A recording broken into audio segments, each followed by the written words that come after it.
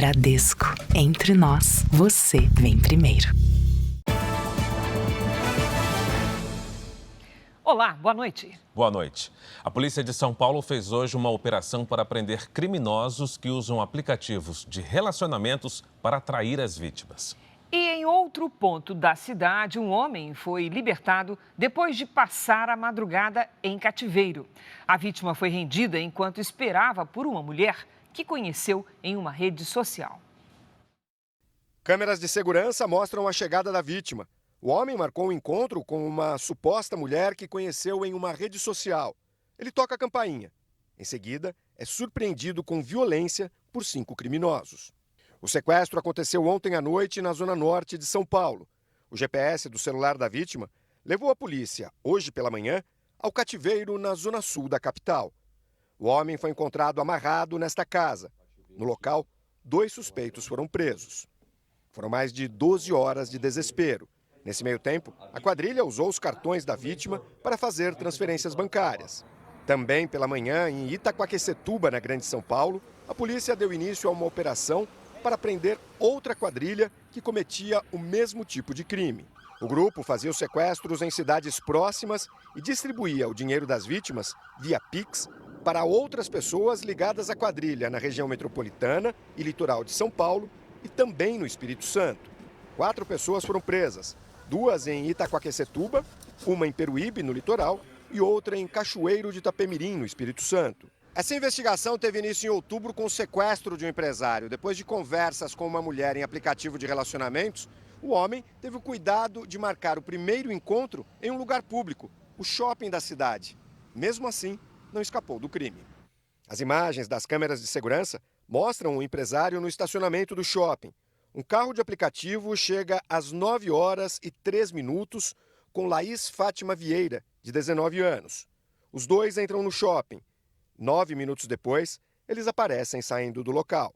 A promessa era de que iriam para a casa de Laís no carro do empresário.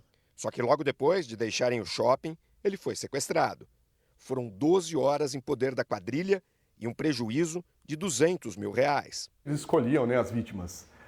A menina era que marcava o encontro ali, se demonstrava interessada no relacionamento. E o marido dela era o líder na hora de fazer o arrebatamento. Laís e o marido foram presos em novembro.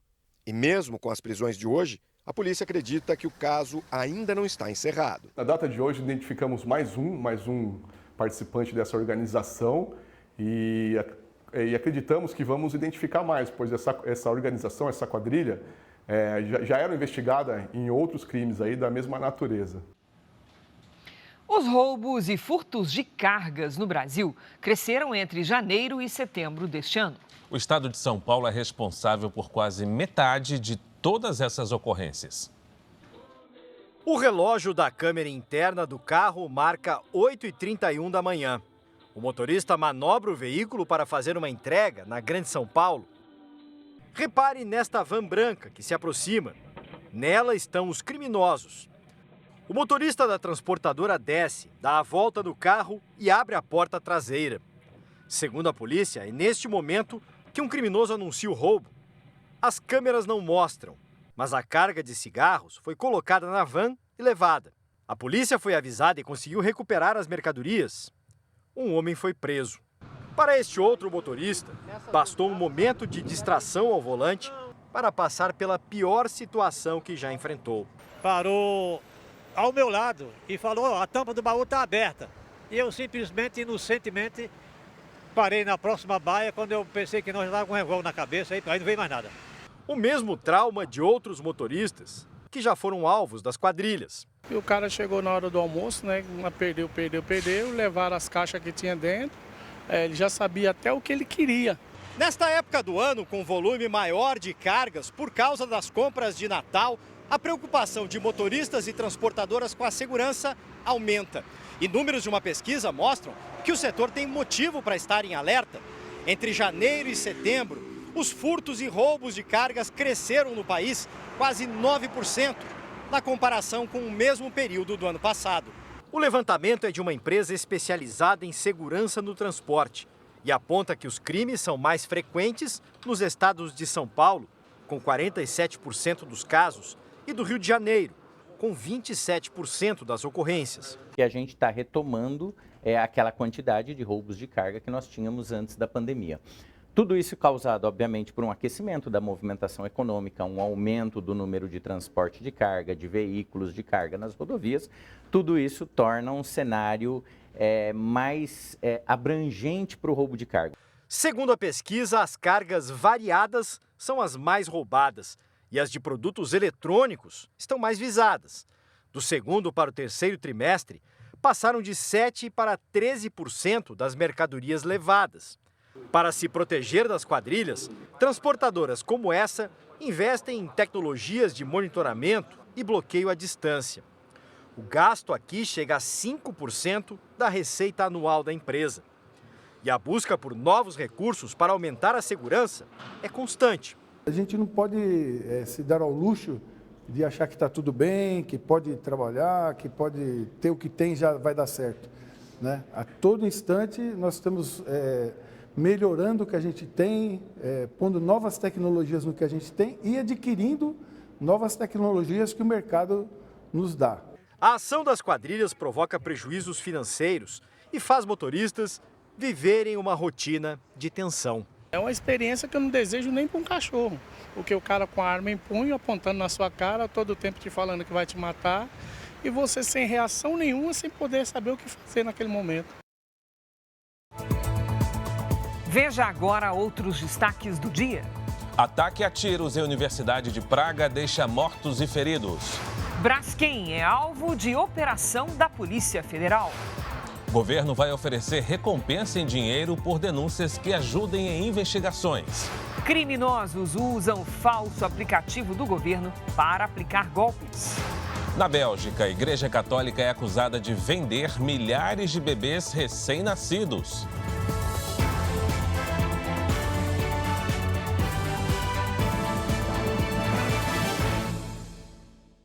Oferecimento Bradesco. E para você, o que vem primeiro em 2024?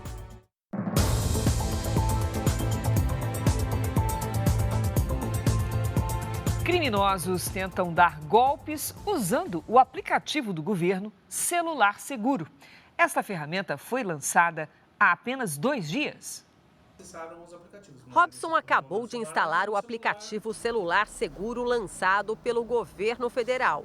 Foi atraído pela possibilidade de agilizar o bloqueio do aparelho em caso de furto ou roubo. O empresário, que já teve um telefone levado por criminosos, sabe o trabalho que dá tentar impedir o acesso aos dados pessoais e a invasão de contas bancárias. Trocar senha de banco, trocar senha de cartão, trocar senha de vários aplicativos e isso dá muita dor de cabeça, né? Porque às vezes você nem lembra tudo que você tem, né?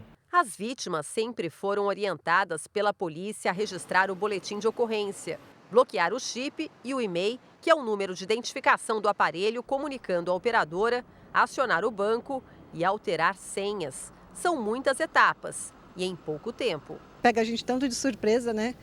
Que a gente não sabe nem o que faz, né? Uma parte da vida da gente vai junto, né? Com o aplicativo, a Anatel, os bancos e as operadoras recebem a informação da perda, furto ou roubo do celular simultaneamente.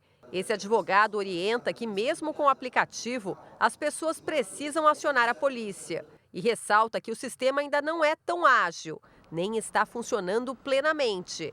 O bloqueio da linha telefônica por meio do chip, por exemplo, só estará disponível no ano que vem, a partir de fevereiro. É uma medida importante, mas não soluciona todos os problemas. Foi anunciado que ele transformaria o celular num peso de papel. E não é o que vai acontecer por enquanto. Ele hoje é um facilitador de comunicação e a pessoa que fizer a denúncia poderá ter mais simplificada a comunicação com as operadoras, com os bancos e com alguns aplicativos de entrega. Mas ela ainda precisará procurar a polícia, ela ainda precisa lembrar de tentar excluir os dados, porque esse aplicativo não faz bloqueio de dados que está no aparelho celular. Então ele é só mais um fator de segurança, não elimina as outras iniciativas. A alta procura despertou a atenção dos criminosos que criaram links falsos enviados por aplicativos de mensagens e pelas redes sociais. Uma armadilha para ter acesso aos dados pessoais das vítimas. Nós não enviamos link do celular seguro pedindo para que a pessoa se cadastre. O cadastro é voluntário e feito só pelo aplicativo ou pelo site, alertou o secretário executivo do Ministério da Justiça, Ricardo Capelli. Para fazer a instalação, é preciso procurar por celular seguro na loja de aplicativos. O acesso depende de um cadastro no site do governo federal, o gov.br. A recomendação é sempre procurar as lojas oficiais da plataforma de app dentro do celular ou, no caso do celular seguro, você pode também usá-lo pelo navegador. O último levantamento do Ministério da Justiça indica que mais de 411 mil usuários se cadastraram na ferramenta e que até o momento foram efetuados mais de 2 mil bloqueios de celulares. Um atleta do Rio de Janeiro morreu ao cair da Pedra da Gávea depois de um salto da modalidade base jumping. A prática não é regulamentada na cidade. Familiares e amigos participaram da despedida. Meu primo morreu uma lenda para mim. Muitas vezes me motivava ali, sabendo que, imaginando ele fazendo, sendo cara, sendo 01, como muita gente chama. Jorge Luiz Dias Spanner, de 37 anos, morreu nesta quarta-feira ao cair da Pedra da Gávea, na zona sul do Rio. Ele praticava o base jumping, uma modalidade em que o praticante pula de um local mais alto e só depois aciona o paraquedas. Essas imagens mostram o trabalho dos bombeiros na área de mata. O corpo do atleta só foi resgatado 2 horas após o salto. Carioca, Jorge era amante de esportes radicais. Ele tinha um extenso currículo no surf e disputava competições de alto nível. Nas redes sociais, também compartilhava a paixão pelo salto de montanhas e penhascos. A última publicação é do fim de novembro, quando Jorge concluiu o base jumping com sucesso. A Polícia Civil investiga as causas do acidente. No Rio de Janeiro, a modalidade não é regulamentada, o que aumenta os riscos para os praticantes e para quem está no entorno. Mas, de acordo com amigos, Jorge tinha experiência suficiente para saltar de base jumping. Especialistas explicam que o risco enfrentado no base jumping é maior do que no paraquedismo convencional. Problemas com o salto ou vento fraco podem deixar o praticante muito próximo do chão ou de estruturas ao redor. Essa é uma das preocupações de quem utiliza a Pedra da Gávea, onde o acidente aconteceu. Praticantes de voo livre dizem que os incidentes têm aumentado. A gente lamenta muito, nós estamos solidários à família, a todos, mas é um esporte de extremo risco e a gente não tem a menor ideia como é essa galgada de experiência dessas pessoas. Então os incidentes têm acontecido de maneira constante, infelizmente. Jorge deixa uma filha de 11 anos. Não tenho escutado nada além de coisas boas dele. Acho que o legado dele é esse, a gente tem que manter isso. Desde sempre a gente está junto e vai continuar junto até o fim. A empresa Braskem foi alvo de uma operação no Rio de Janeiro, Maceió e Sergipe. Foram cumpridos 14 mandados de busca e apreensão em uma unidade da companhia e também em casas de diretores. Os policiais federais chegaram ao prédio da Braskem, em Maceió, no início da manhã.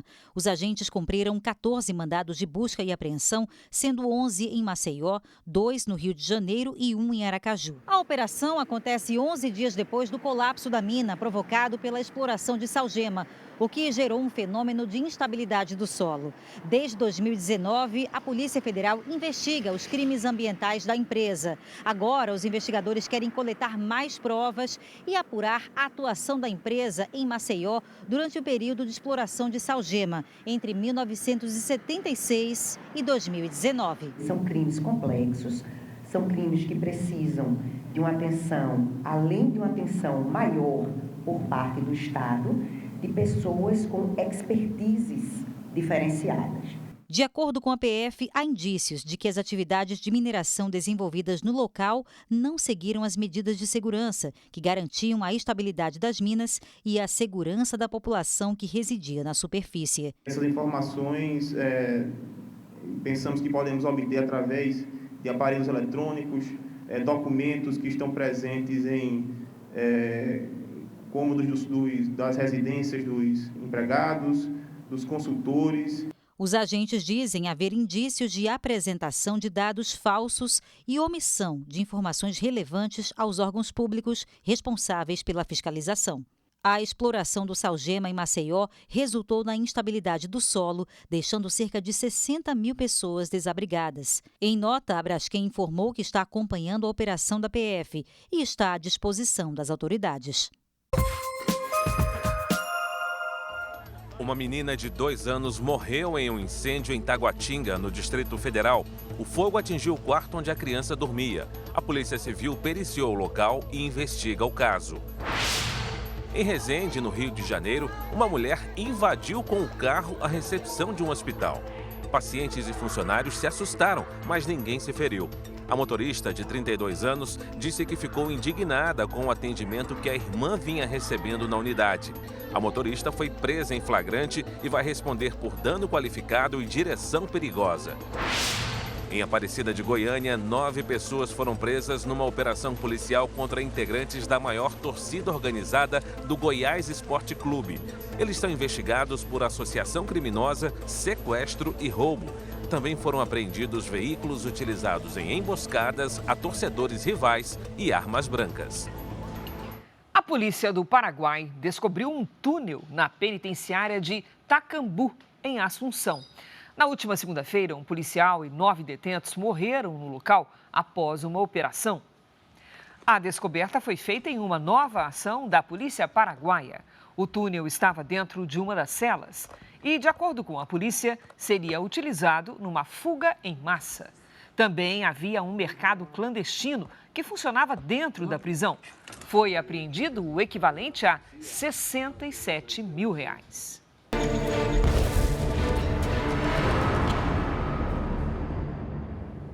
Israel ordenou a retirada de civis de uma das principais cidades do sul de Gaza, que será alvo de novos bombardeios. Segundo o exército, mais de 2.000 terroristas do Hamas foram mortos em dezembro. Hoje, o governo israelense voltou a afirmar que a guerra vai continuar até a eliminação do grupo terrorista. O exército israelense expandiu as operações na faixa de Gaza. Hoje, os soldados eliminaram terroristas do Hamas e destruíram túneis e outras bases militares do grupo. Armas e munições foram encontradas em uma escola. No início da tarde, o Hamas lançou cerca de 30 foguetes contra a região central de Israel. Foi o maior ataque dos últimos dias. O sistema de defesa aérea foi ativado e as sirenes tocaram em várias cidades. Após a interceptação, os estilhaços atingiram uma escola em Tel Aviv, mas ninguém se feriu. Pouco antes do ataque aéreo, o Hamas anunciou que não vai mais negociar a libertação de reféns enquanto Israel não interromper a ofensiva em Gaza. Mas essa é uma condição que o governo israelense não aceita. Isso pode ser o fim das conversas mais recentes sobre uma nova trégua. Hoje, o primeiro-ministro israelense Benjamin Netanyahu reafirmou que a guerra continua até que Israel alcance a vitória. Segundo ele, o objetivo é libertar as pessoas sequestradas pelos terroristas e também eliminar o Hamas para evitar novos atentados. O Itamaraty informou nesta quinta-feira que 32 brasileiros e familiares deixaram a faixa de Gaza e estão no Egito. É o terceiro grupo que estava no território palestino a ser repatriado desde que os terroristas atacaram Israel há 2 meses e meio.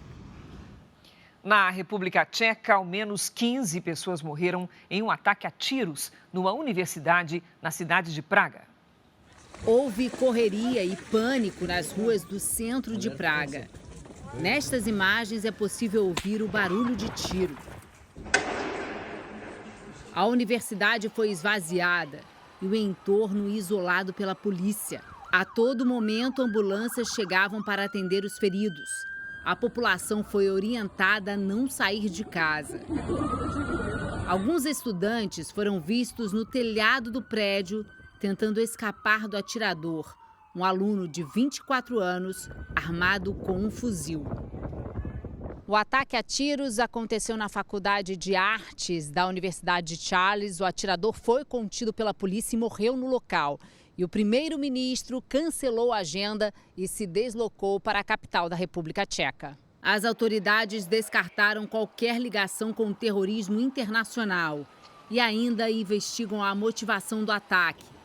Investigações preliminares apontam que o atirador agiu sozinho. Segundo o chefe da polícia, o estudante tinha permissão para portar armas. O pai do suspeito foi encontrado morto em casa. Aqui no Brasil, o ministro da Justiça, Flávio Dino, anunciou que o governo pode pagar até R$100 mil de recompensa por denúncias que levem à prisão de líderes de facções criminosas. Em clima de despedida do Ministério da Justiça e Segurança Pública, o ministro Flávio Dino assinou hoje a portaria que criou a lista dos procurados do Sistema Único de Segurança Pública. Pela primeira vez, o Ministério quer recompensar com dinheiro quem der informações que ajudem nas prisões e na resolução dos crimes. Nós teremos, doravante, a possibilidade dos estados indicarem até 8 dos seus procurados, para a estruturação de um sistema nacional, inclusive com recompensa. Nós estamos prevendo que a prisão de um desses chefes de facção pode levar ao arbitramento pelo Secretário Nacional de Segurança Pública de uma recompensa variável entre R$30 mil e R$100 mil por preso. Os nomes vão ser listados a partir de critérios estabelecidos pela pasta, como participação direta ou indireta em organização criminosa, envolvimento em crimes graves e violentos e existência de mandado de prisão em aberto. Dino também fez um balanço das ações do Ministério, que deve entregar até 12 de janeiro, quando sai de férias. Ele toma posse no Supremo Tribunal Federal em fevereiro. O ministro também afirmou que o assassinato da vereadora Marielle Franco será totalmente esclarecido em breve.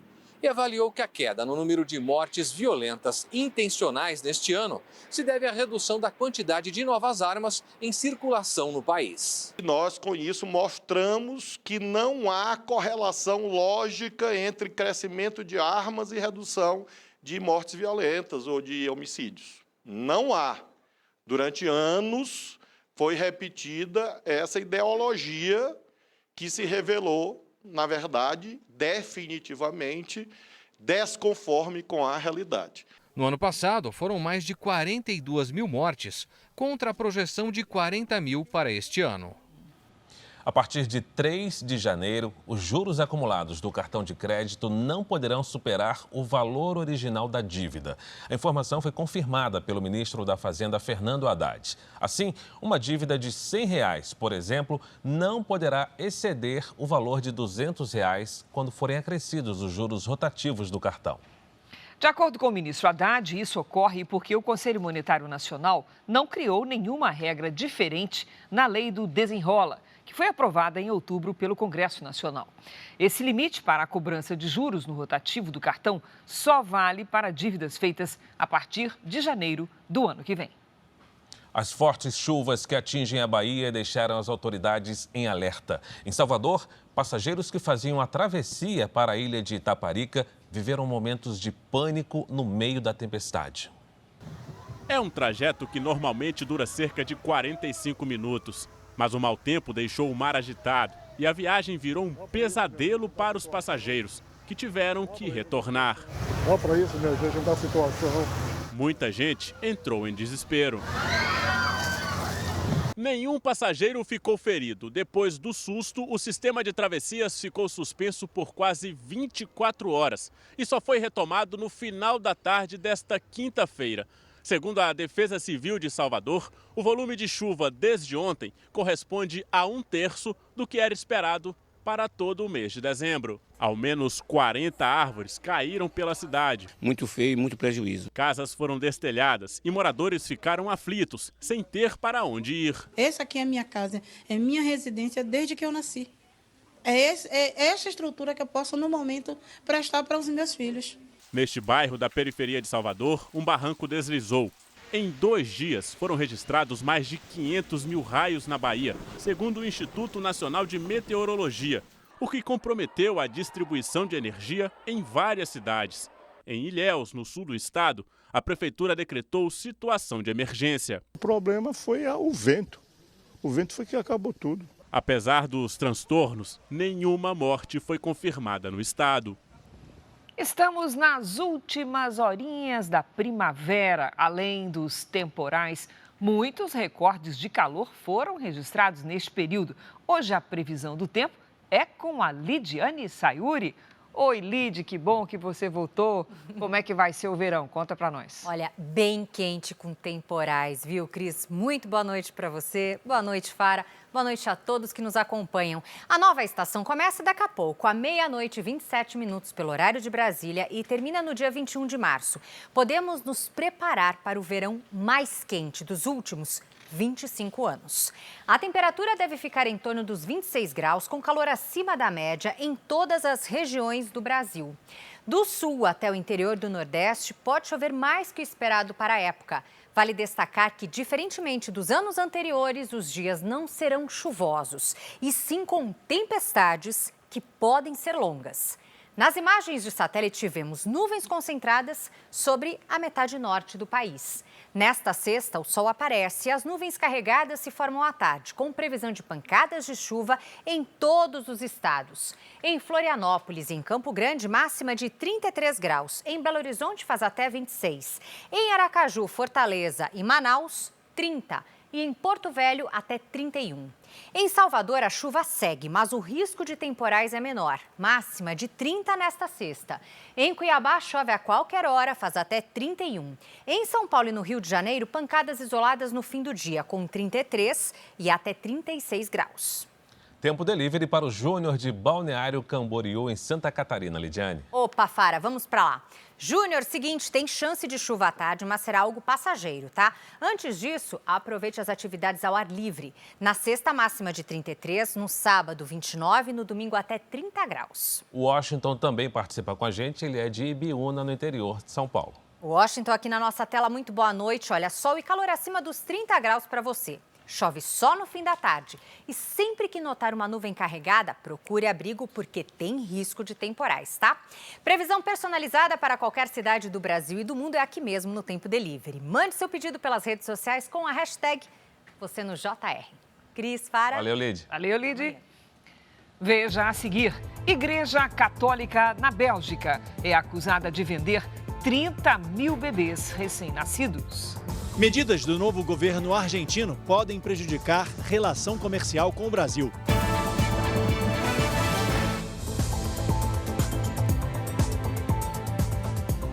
Em São Paulo, quase a metade dos criminosos soltos em audiências de custódia e monitorados com tornozeleira eletrônica responde por violência contra a mulher. A ferramenta tem sido uma das mais importantes para a proteção das vítimas. Foram 25 anos de um casamento com episódios de ameaças, controle financeiro e até abuso sexual. Nem com a separação a situação melhorou. Eu cheguei nele e falei, vamos separar, né? E aí ele não queria de jeito nenhum. Aí ele saía, ele voltava. Há 2 anos, ela conseguiu na justiça uma medida protetiva que proíbe a aproximação do ex-companheiro. Com a medida protetiva eu fiquei mais segura, né? Fiquei mais tranquila de sair na rua, de tudo, né? O descumprimento de uma medida protetiva pode custar a vida da mulher vítima de violência doméstica. É por isso que homens acusados desse crime em São Paulo têm as tornozeleiras eletrônicas monitoradas pelo Centro de Operações da Polícia Militar. Daqui, os policiais acompanham em tempo real cada passo dado pelos agressores e podem agir imediatamente quando o sinal de alerta aparece ali no monitor. Se está o sistema acusando luz verde, aqui está tudo normal. Se acusa amarelo, pode ser a circunstância da bateria da tornozeleira estar descarregando próximo do final ou ele chegar próximo da barreira de proteção.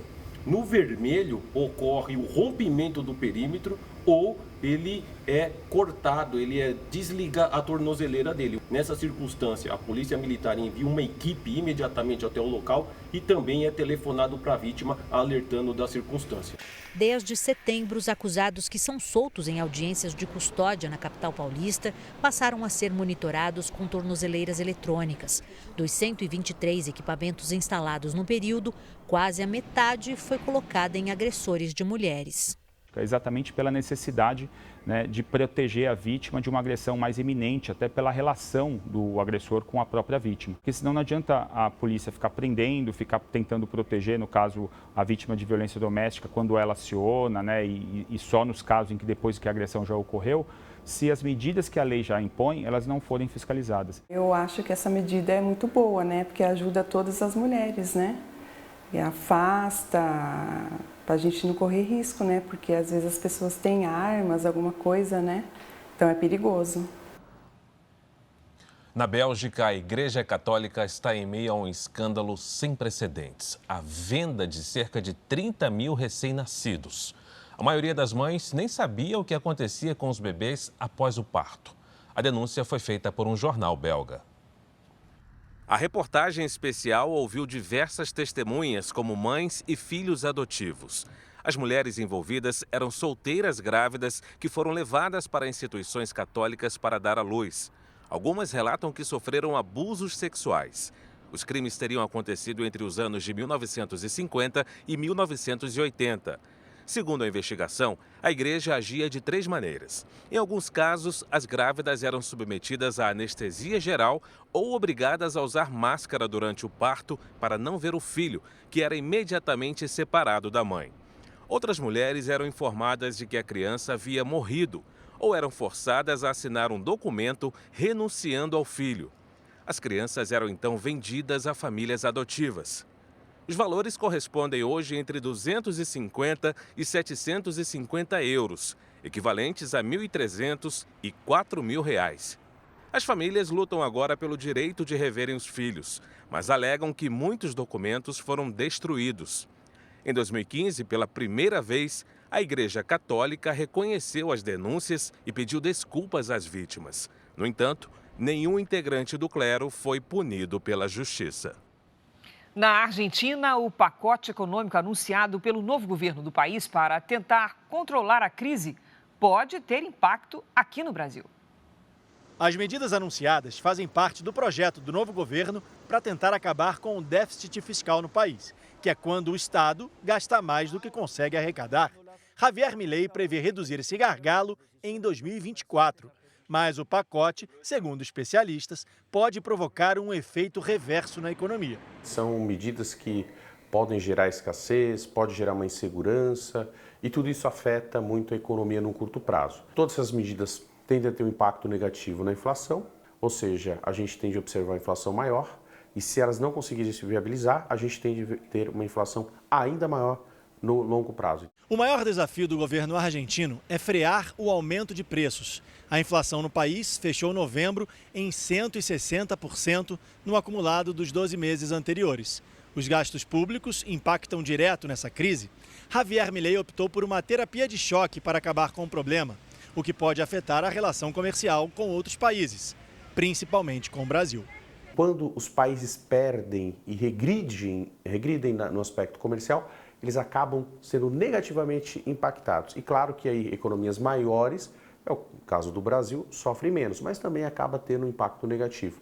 O Brasil é o principal parceiro comercial da Argentina, com mais de 16% das exportações. Ao mesmo tempo, a Argentina é o terceiro maior fornecedor de produtos para o mercado brasileiro, com mais de 5% das importações, atrás apenas de China e Estados Unidos. Além da soja, outros setores são destaques, como o da indústria automobilística e o da produção de energia elétrica.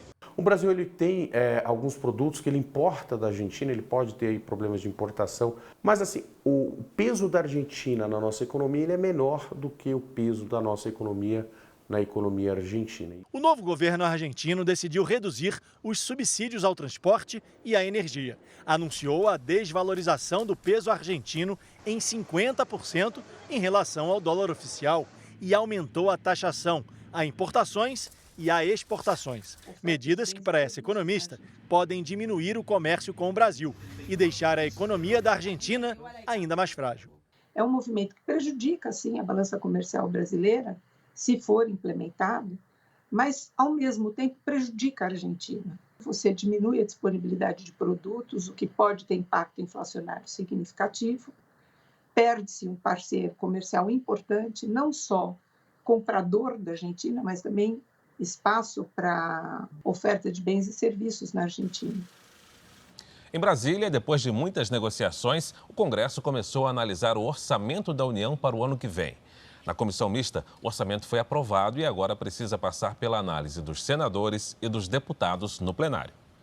O dia foi de muitas discussões porque o governo buscava reduzir o corte feito no Programa de Aceleração do Crescimento, o PAC. O relator do orçamento, o deputado Luiz Carlos Mota, do PL de São Paulo, chegou a anunciar uma redução de 17 bilhões no programa, mas voltou atrás com um corte de 6 bilhões. Com isso, a verba do PAC no ano que vem deve ser de 55 bilhões de reais. A meta fiscal do governo é a mesma, zerar o déficit nas contas públicas no ano que vem.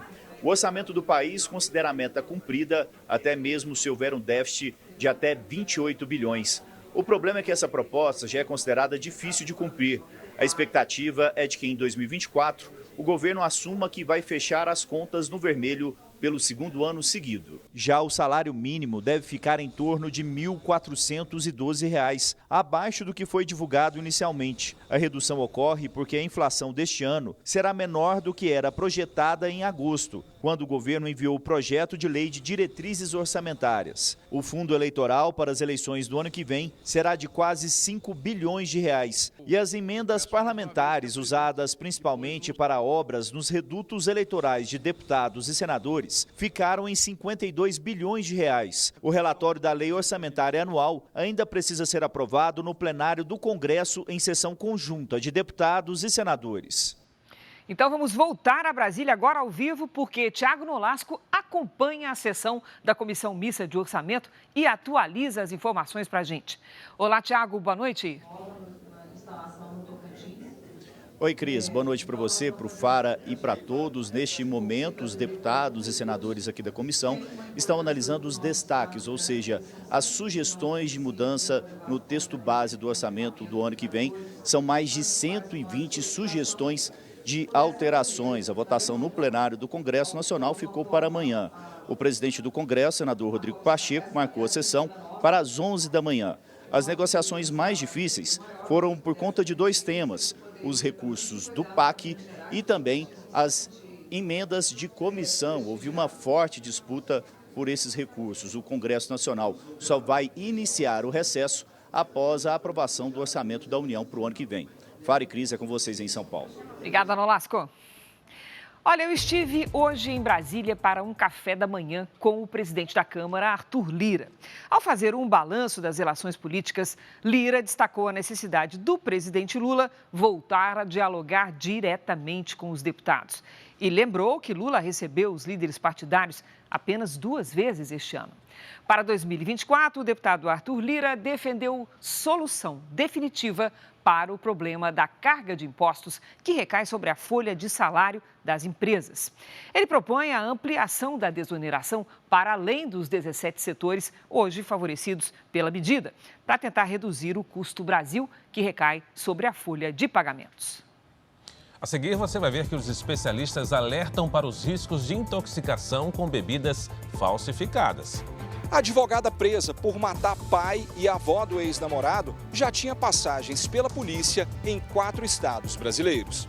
E hoje tem a grande final de A Fazenda, ao vivo. Olha!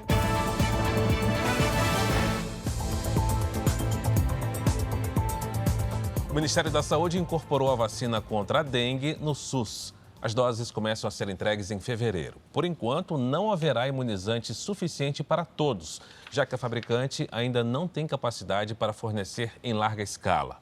Nesse primeiro momento, a vacinação será focada em regiões e público prioritários. A estratégia de distribuição ainda vai ser definida. Os casos de fraudes com bebidas falsificadas costumam aumentar durante as festas de fim de ano. é preciso ficar atento para evitar riscos à saúde. Dor de cabeça, enjoo e tremedeira. Esses foram os sintomas que o Henrique e a tia dele tiveram depois de beber rum em uma festa no interior de Minas Gerais. Eles se sentiram tão mal que começaram a suspeitar da qualidade da bebida. A gente percebeu que tinha alguma coisa um pouco estranha porque a gente ficou bêbado muito rápido. E aí depois, no outro dia que foi o maior problema, porque a gente começou a sentir muito mal, uma ressaca muito forte. Nesta semana, um homem de 58 anos foi preso em Betim, na região metropolitana de Belo Horizonte, por suspeita de vender uísque adulterado. Durante a vistoria na loja dele, foram encontradas garrafas com o lacre da tampa rompido, tampas amassadas e etiquetas com arranhões, sinais típicos de falsificação. A polícia investiga se a substância está ligada à morte de 2 pessoas e à intoxicação de outras 8 na cidade. Quase 500 mil bebidas ilegais foram apreendidas este ano no Brasil, de acordo com o levantamento mais recente do Fórum Nacional contra a Pirataria. 18% a mais que em 2022, quando esse mercado deixou de recolher 72 bilhões de reais em impostos aos cofres públicos. Mas além das perdas financeiras, ainda há o risco à saúde. As consequências do consumo de produtos falsificados envolvem intoxicação, cegueira e até morte.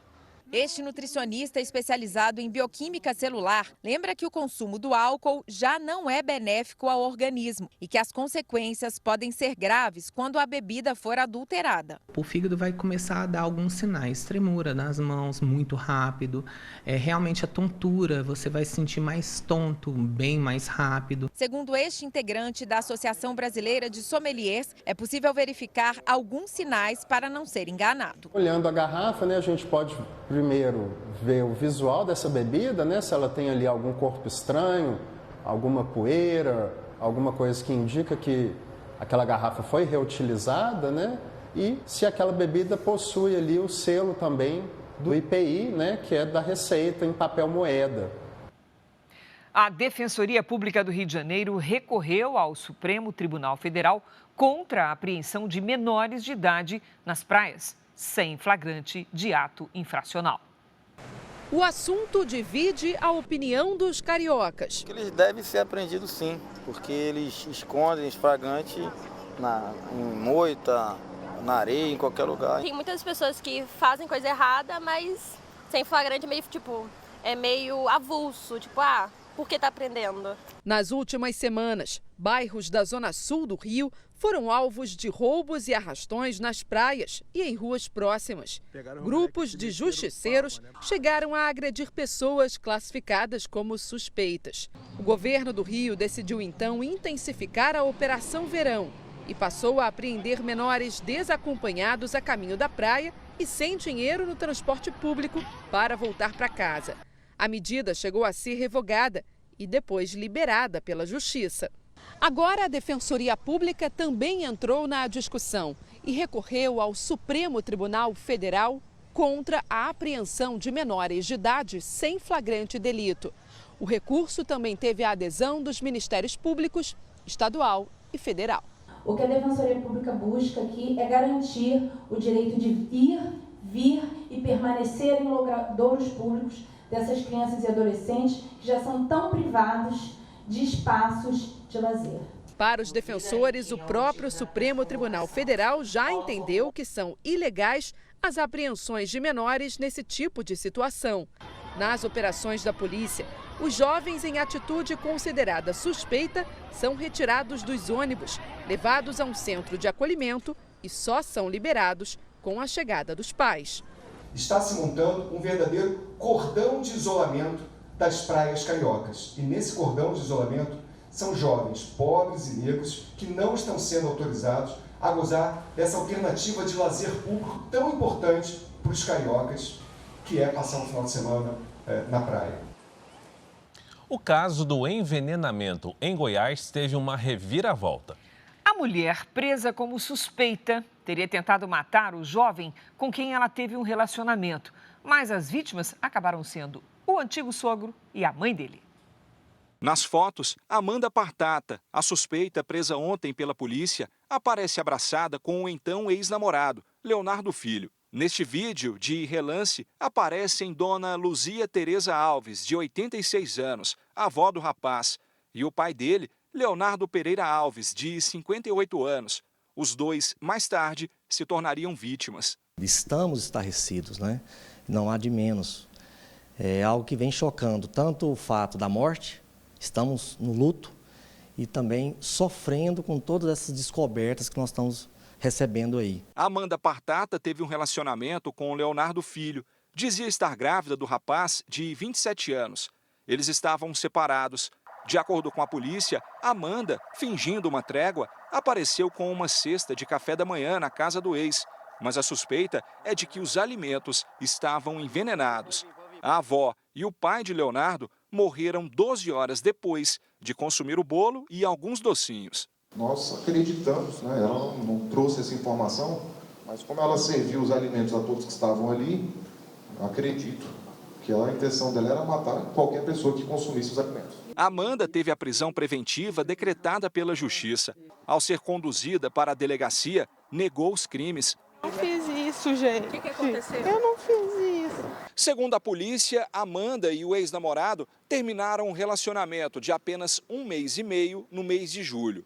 Cerca de 20 dias depois, ela alegou que estava grávida e dizia atualmente estar na 17ª semana de gestação.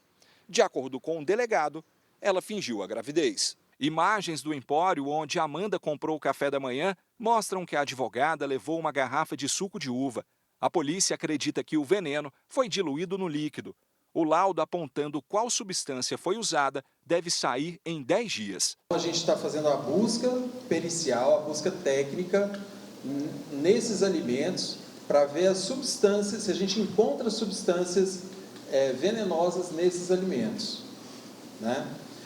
Nesse momento, nós estamos fazendo a busca por mais de 300 pesticidas. A dona da confeitaria, onde os doces foram comprados, diz que está aliviada com o avanço da investigação. Eu estou falando de 200 famílias que dependem disso aqui. Poderiam ser 200 famílias desempregadas do dia para a noite. E aí, o que ia virar?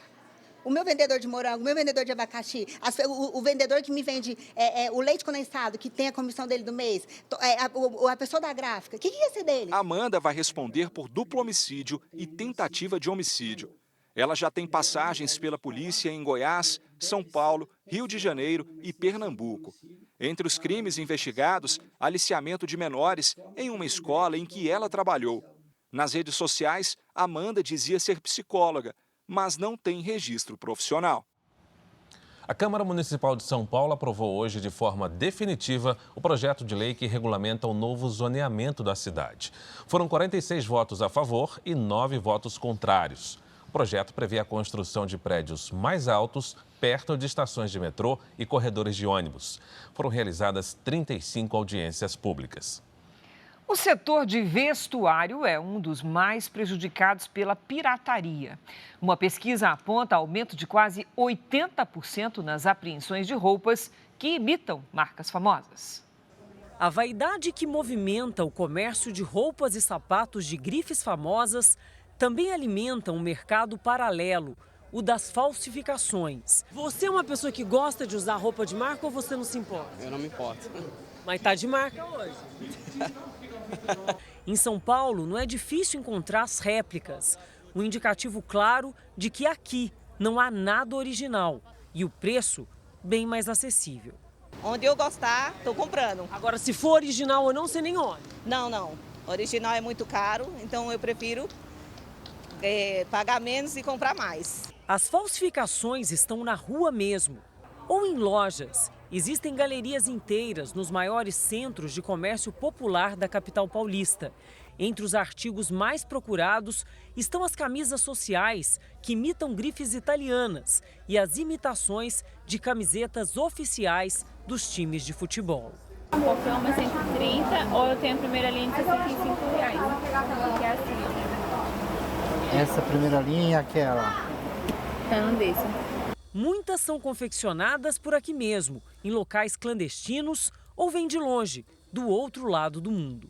Só as camisetas de times, a gente estima aí que elas movimentam cerca de 5 bilhões de reais por ano, as falsificadas. Cerca de 70% delas hoje são produzidas fora do país, entram via sistema contrabando e descaminho da China, da Tailândia e do Paraguai aqui na nossa fronteira. E tem ainda uma pequena parte que é feita localmente, mas essas são as falsificações mais mal feitas, digamos assim.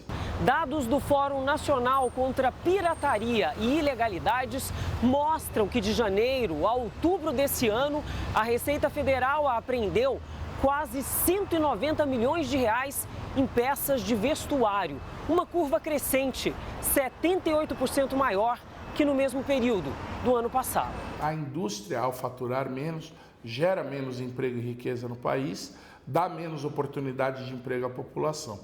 Então o consumidor final tem que entender que ao comprar esse produto é literalmente barato que sai caro, porque isso pode lesar o consumidor e certamente lesa o Estado brasileiro e as indústrias que estão estabelecidas no Brasil. De acordo com o levantamento feito a partir de dados fornecidos por empresas e associações empresariais, só em 2022 o Brasil deixou de arrecadar 410 bilhões por causa do mercado ilegal. O setor de vestuário teria sido mais impactado, com perdas que acumulariam 84 bilhões. Todos temos que ter consciência de que esse mercado ilícito, o contrabando, a pirataria, a falsificação, gera muitos bilhões em prejuízo de todos nós, porque é um dinheiro que deixa de ser arrecadado, é um dinheiro que deixa de ser aproveitado em novos investimentos, na geração de novos empregos, e os consumidores, ao adquirirem produtos ilegais, podem estar afetando a sua própria saúde, a sua própria segurança, comprando produtos, inclusive, de baixa durabilidade, muitas vezes jogando esse dinheiro fora. Essa edição termina aqui e à 00:30 tem mais Jornal da Record. E você fica agora com a novela Jezabel. E logo depois de Quando Chama o Coração, vamos conhecer finalmente quem será o vencedor de A Fazenda 15. Na grande final, que é ao vivo, daqui a pouquinho. Não perca. Record 70 anos tem a sua cara. Boa noite para você. Ótima noite para você.